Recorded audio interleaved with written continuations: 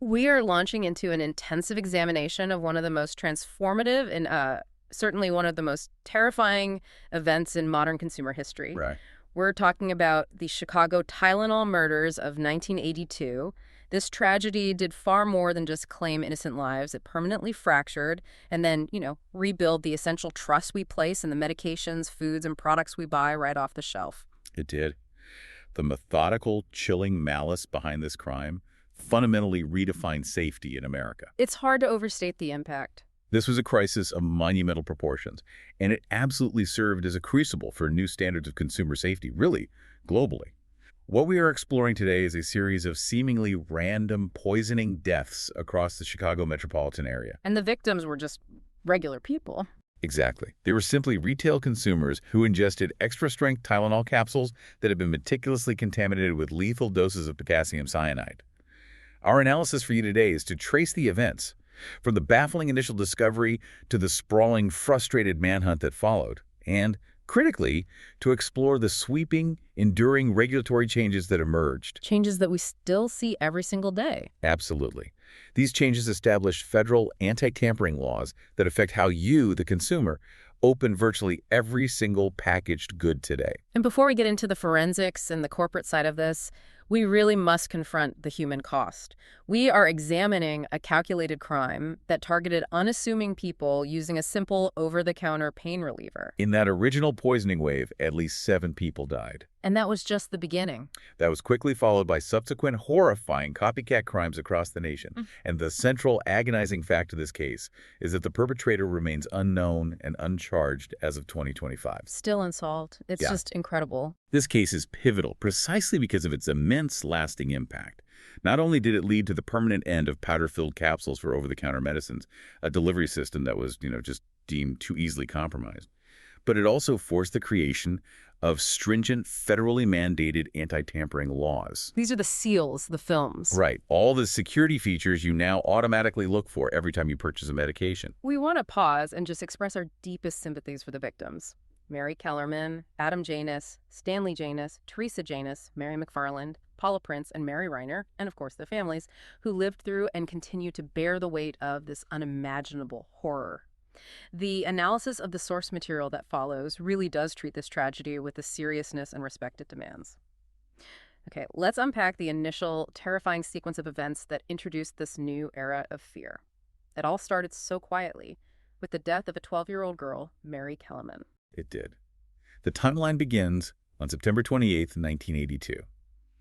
Mary Kellerman, she was suffering from a common cold, took a capsule of extra-strength Tylenol. She quickly collapsed and was hospitalized. And she died later that same day. Yes. And at the time, doctors were just baffled. It seemed like a sudden, severe illness, not a murder.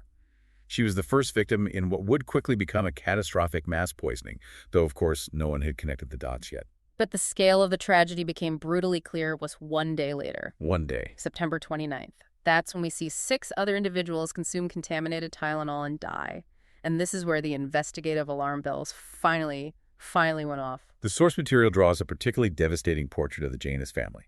Adam Janus, who was 27, was the first to collapse. His younger brother, Stanley, and Stanley's wife rushed to help him. That's right. Stanley Janus, 25, and his wife, Teresa Janus, who was only 19, they rushed to Adam's aid at his home in Arlington Heights. Suffering from headaches and stress themselves, they also took Tylenol from the exact same bottle that Adam had used. Oh, no. They, too, collapsed and died within hours. It was a single, shared bottle that took 3 lives in one day. That cluster alone is just horrific. But the source material reminds us that the poison was already circulating further than that. It was. That same day, Mary McFarland, 31, died in Elmhurst. Paula Prince, a 35-year-old flight attendant, died in her Chicago apartment. And Mary Reiner, who was 27, died in Winfield. 6 deaths, all linked to the same common over-the-counter drug across different suburbs and parts of the city. The sheer incomprehensible nature of this cluster death is what forced the investigative process to pivot. And here is where the specific details of the local investigation become so crucial. The critical connection was made not by the initial responding police or doctors, but by the remarkably astute action of a public health official. We absolutely need to highlight the pivotal role played by this nurse, Helen Jensen, Arlington Heights' sole public health official, and investigator Nick Pichos. They were the key to halting the spread of this poison. When Jensen was assigned to investigate the baffling deaths of the Janus family, she went directly to their household. She wasn't looking for standard evidence. She was looking for a health threat. A different perspective. Completely. She spotted the Tylenol bottle, confirmed by a receipt that it had been recently purchased, and crucially, she noticed that only 6 pills were missing from the bottle. 6 pills. That number 6 perfectly correlated with the 3 deaths at the Janus home and the 3 other individuals who had been attempting to help them. She immediately suspected the Tylenol. That is an astonishing level of deduction and focus. I mean, in the middle of a major crisis, she didn't just dismiss it as some kind of coincidence. She acted on that suspicion immediately and turned the bottle over to investigator Nick Pichos. And that suspicion traveled up the chain very quickly. It did. Pichos contacted Edmund R. Donahue, the Deputy Chief Medical Examiner for Cook County, and Donahue had an immediate flash of insight, suspecting cyanide poisoning. Why cyanide specifically? Well, cyanide often presents symptoms that mimic a severe stroke or a heart attack, which was actually the initial diagnosis for several of the victims. To confirm his suspicion, Donahue asked Pichos to bring the bottle in and to smell it. To smell it. Yes. Pichos confirmed, noting a distinct, though faint, almond-like scent, which is a classic, though not always present, sign of cyanide.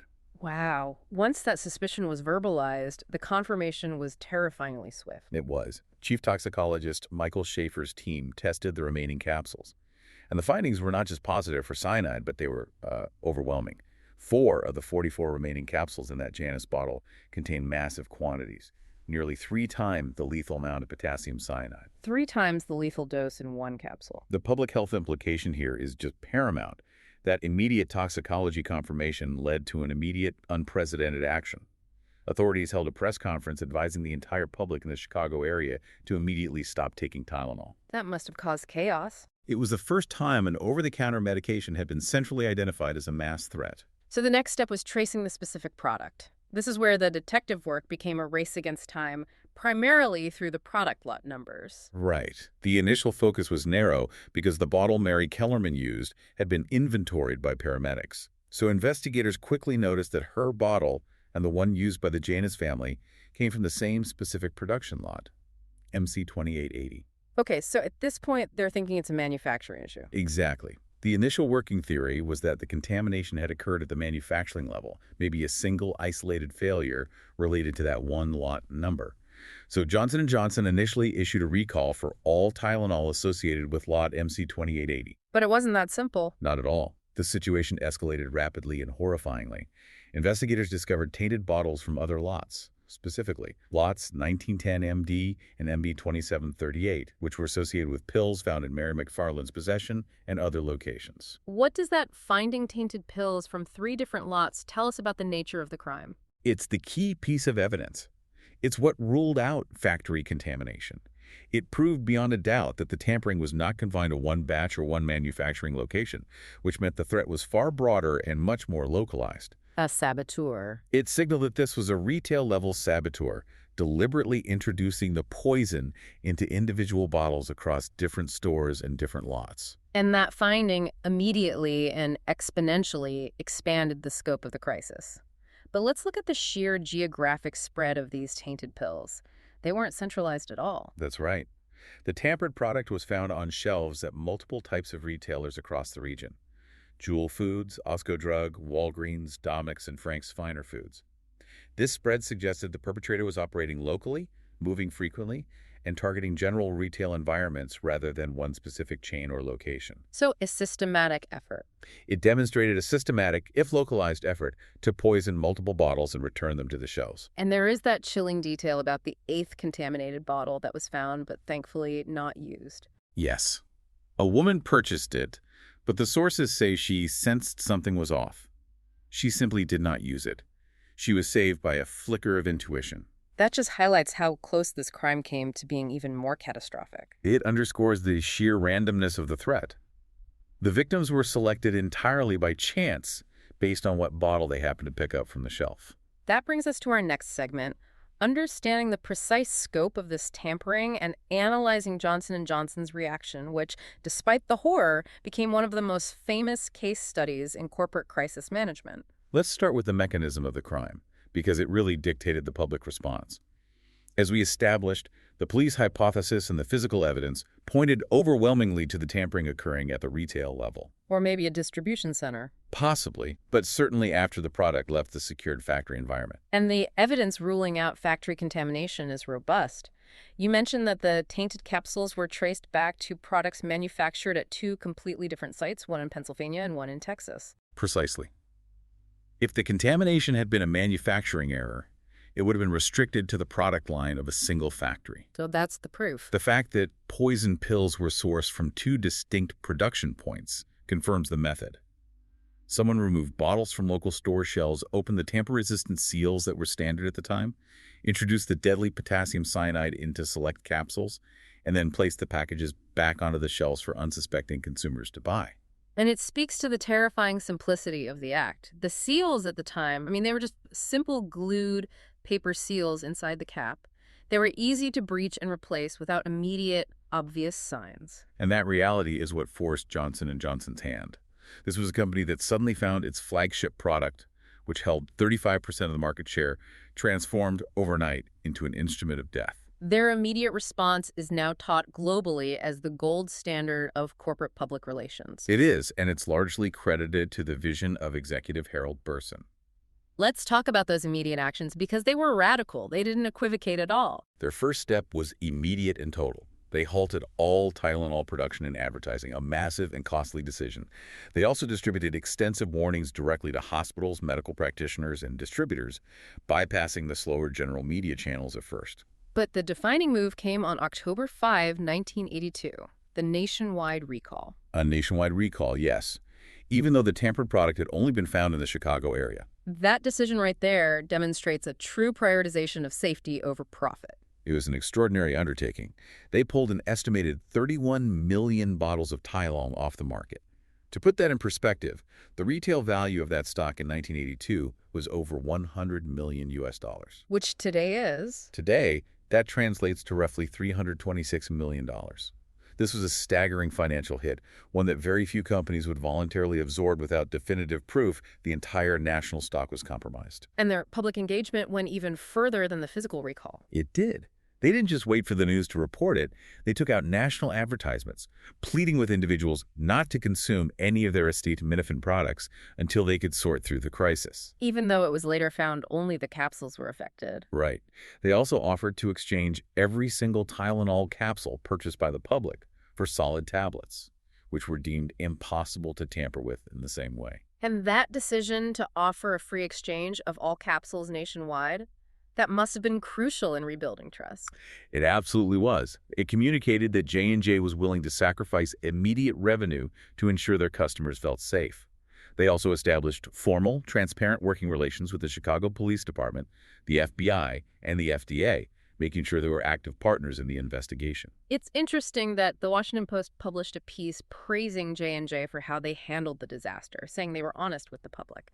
They contrasted it sharply with the perceived lack of transparency in incidents like 3 Mile Island just a few years earlier. And that honesty and swift, aggressive action are precisely why the brand survived. The sources indicate that at the time of the scare, J&J's market share for over-the-counter analgesics plummeted from 35% down to a terrifying 8%. 8%.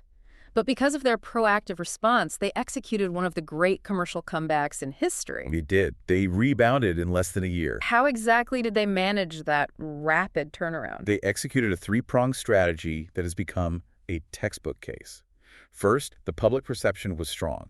They cared more about lives than money. Second, they focused entirely on product innovation. The new packaging. Exactly. By November 1982, they reintroduced Tylenol, but crucially, it was housed in a new, revolutionary triple-sealed package. This included a glued box, a plastic seal around the neck of the bottle, and an inner foil seal. This was the birth of true tamper-resistant packaging. And the third prong, that was the caplet. Yes.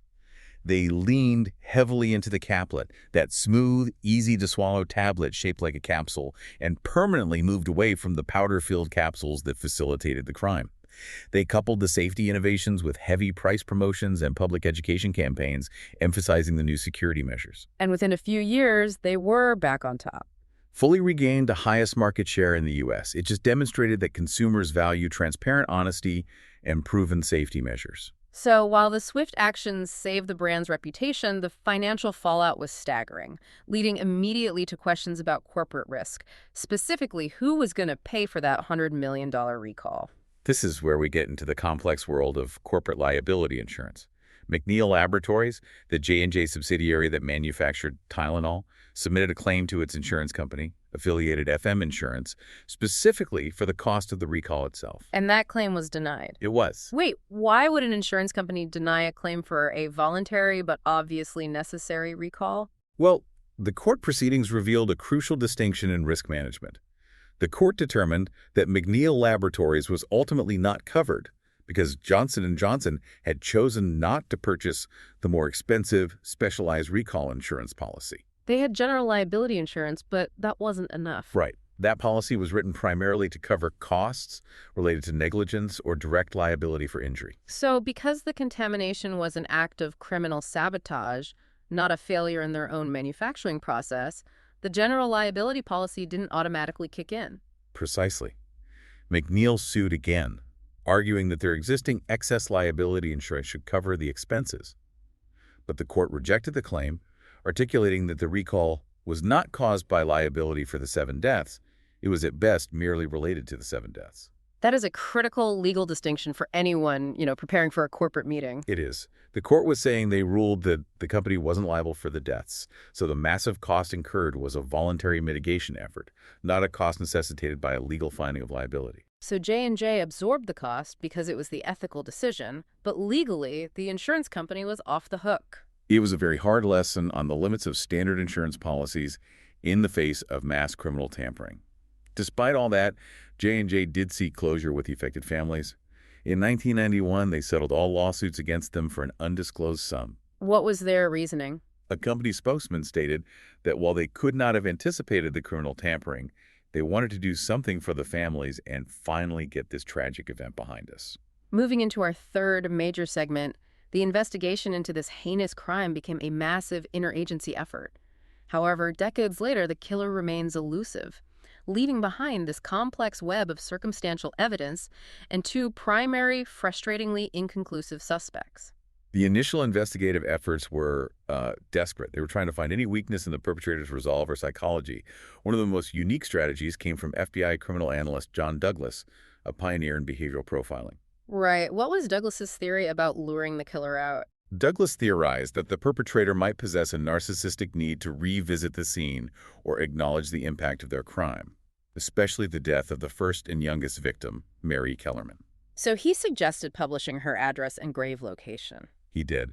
And this was done with the consent of the Kellerman family, which speaks volumes about the lengths people were willing to go to achieve justice. It does. Did it work? The Chicago Tribune columnist Bob Greene published the story in early 1983. Both the Kellerman home and the gravesite were placed under 24-hour video and physical surveillance for several months. It was an extremely resource-intensive operation. And nothing. Unfortunately, the strategy failed. The killer never surfaced or was not detected. Another key focus was the attempt to identify the killer through visual evidence. Police released a surveillance photo of the victim, Paula Prince, purchasing the contaminated Tylenol at a Walgreens. Yes, and the photo clearly showed a bearded man standing just a few feet behind Prince at the cash register. The police strongly suggested that this individual could be the killer. They released the photo hoping the public could identify him. But he was never found. Despite numerous leads, this individual was never definitively identified or linked to the crime. And all of this investigative effort quickly converged on one man, James William Lewis, who became the primary and longest-running suspect, even though he was never charged with the murders themselves. Lewis, who also used the alias Robert Richardson, inserted himself directly into the investigation through a highly calculated act: extortion. He was accused of sending a detailed letter to Johnson & Johnson demanding $1 million in exchange for a promise to stop the cyanide-induced murders. That immediately placed him under intense scrutiny. What did the investigators find out about Lewis when he was arrested? When he was arrested in New York City, Lewis denied responsibility for the murders, but he readily admitted to writing the extortion letter. What made him extremely suspicious was that he gave authorities a detailed, unsolicited account of exactly how the tampering could have been carried out. He knew the method. He described buying Tylenol, introducing cyanide, and returning the bottles to the store shelves. He seemed to possess an insider's knowledge of the modus operandi. Furthermore, investigators found evidence of his specific interest in poisons, and his fingerprints were found on pages related to cyanide in a confidential law enforcement document about the case. But during his trial, his attorneys argued that the letter was just a bizarre attempt to focus attention on a former employer of his wife. Right. But he was ultimately convicted of extortion and sentenced 10 years in federal prison. But the circumstantial evidence only grew stronger years later when forensic science caught up. It did. In 2007, authorities re-examined the extortion letter. They determined that Lewis's letter was postmarked October 1st, 1982. This seemingly small detail created a massive investigative breakthrough. Why is that specific date so crucial?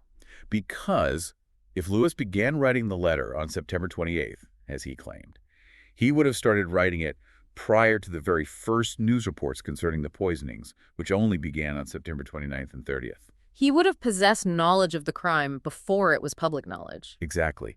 This completely undermined his claim that he was just trying to divert attention to his wife's former employer using a sensational crime he read about in the newspaper. When confronted with this timeline discrepancy, Lewis famously recanted his original claim. So for decades, that timeline discrepancy was the single strongest piece of circumstantial evidence linking him directly to the crime itself. Absolutely. And the legal assessment backed this up. Court documents released in early 2009 show that Department of Justice investigators officially concluded Lewis was responsible for the poisonings, despite the fact they still lacked the smoking gun evidence to charge him with murder. It's fascinating how far the investigation pushed into the 21st century. What happened when modern forensic testing was applied? The investigation gained fresh momentum in 2009. In January 2010, Lewis and his wife were asked to submit DNA samples and fingerprints. Lewis publicly maintained his innocence, claiming, "If the FBI plays it fair, I have nothing to worry about." But the DNA didn't match. When the DNA recovered from the contaminated Tylenol bottles was analyzed, it did not match Lewis's DNA sample. This created an immediate, agonizing conflict. The behavioral and timeline evidence pointed to him, but the forensic evidence did not. And he maintained his denial until his death. He did, until he died in July 2023. That DNA exclusion forces us to look at the second major suspect the sources detail. Roger Arnold, a dock worker who had proximity to the locations where the tampered bottles were placed. Roger Arnold presented a different profile of suspicion, more volatile and circumstantially linked. He was a dock worker at a Jewel Osco store in Melrose Park, one of the locations where tainted pills were found.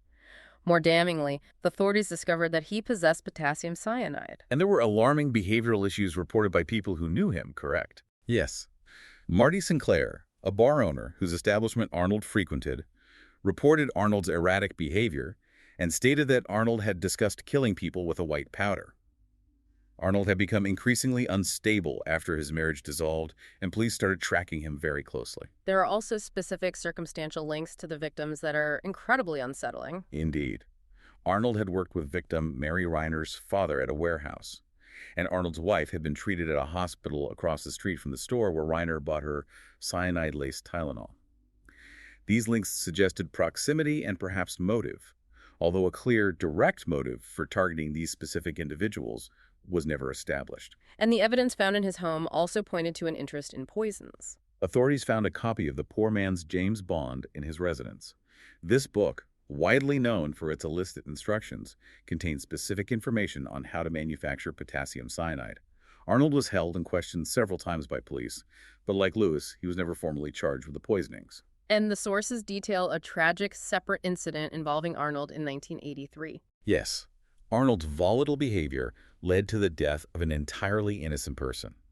In the summer of 1983, Arnold was seeking revenge on the bar owner, Marty Sinclair, who had reported him to the police.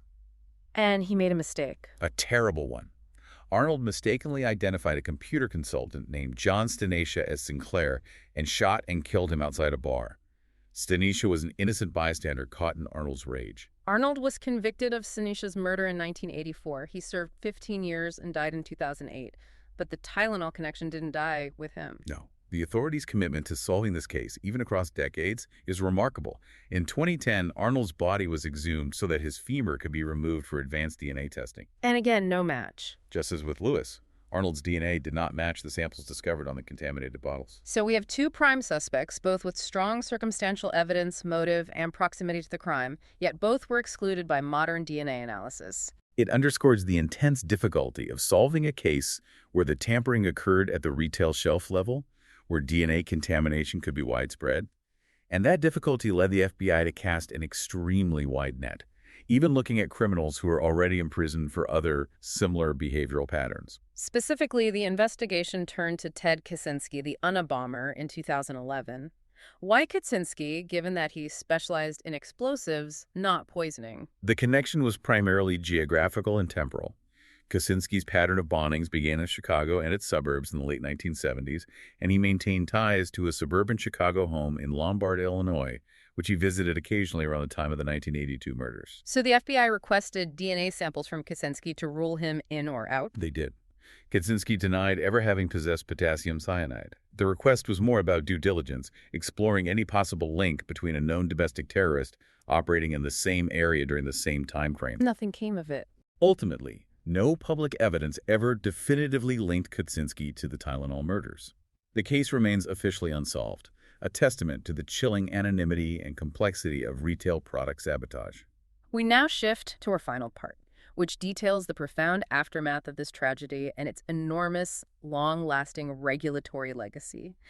This is really the systemic, positive outcome that emerged from a horrific act of criminal malice. The 1982 incident triggered monumental, immediate changes across the entire pharmaceutical industry and quickly extended to food and general consumer products. The most visible, immediate change was the rapid obsolescence of the powder-filled capsule. It seems so obvious in hindsight that capsules were unsafe. Why did the industry stick with them for so long? Was it simply cost, or was there a consumer preference? It was primarily efficiency and cost.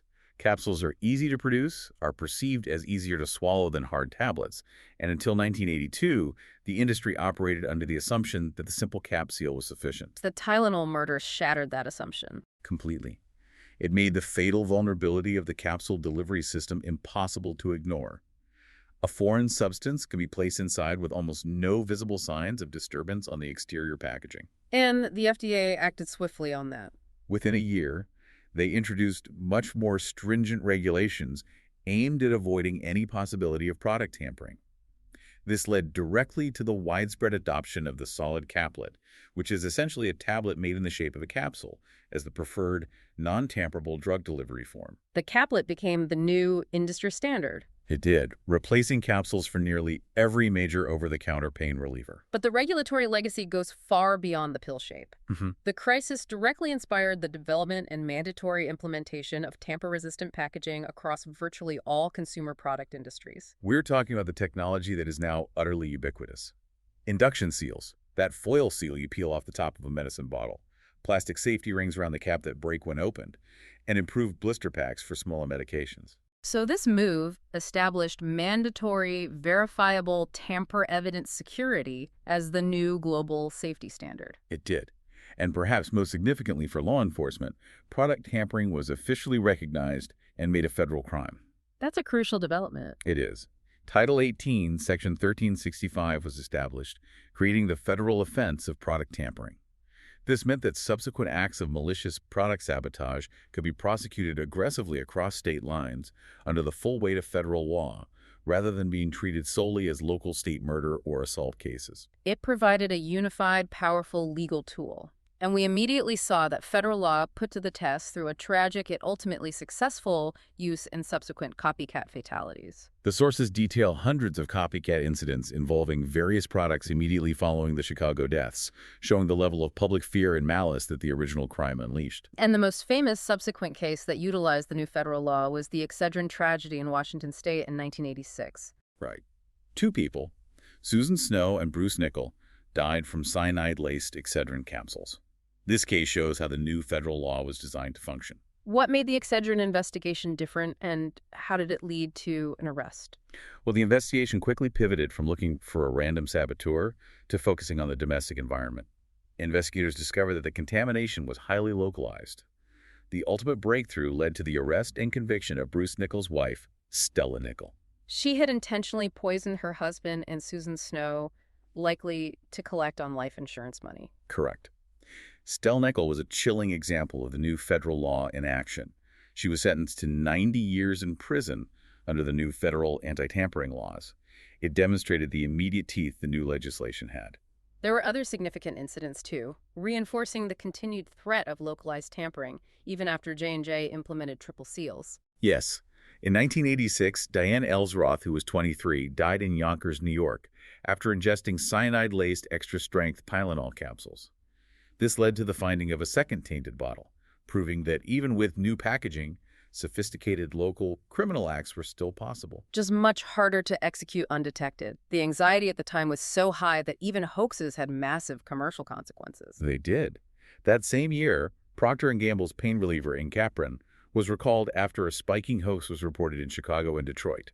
Even though the report turned out to be false, the resulting collapse in sales was so precipitous that the company withdrew the pain reliever from the market entirely. Wow. The Tylenol crisis had fundamentally changed the commercial risk tolerance for products involved in even alleged tampering incidents. And we also need to look at the Sudafed case in Washington state in 1991, which again showed the calculated use of these new anti-tampering laws. In that case, Kathleen Danaker and Stanley McWhorter were killed by cyanide-tainted Sudafed. A third victim, Jennifer Melling, was poisoned and went into a coma but thankfully recovered. The investigation found that Jennifer's husband, Joseph Melling, was responsible for the tampering. And his motive was financial as well. Correct. Melling was convicted of their deaths and the attempted murder of his wife. He received a life sentence. These subsequent cases, particularly Nichol and Melling, demonstrated that the new federal law was effective at prosecuting domestic product tampering, where the crime was covered up to look like the work of an anonymous, random saboteur. Let's briefly touch on the Anison case in Texas in 1986. This one highlights the complexity that arose when every sudden poisoning death was immediately linked to the possibility of Tylenol-style sabotage. Right. A University of Texas student, Kenneth Ferries, died from cyanide poisoning traced back to tampered Anison capsules. His death was initially ruled a homicide. But due to the immense scrutiny applied to all poisoning cases, the investigation continued aggressively.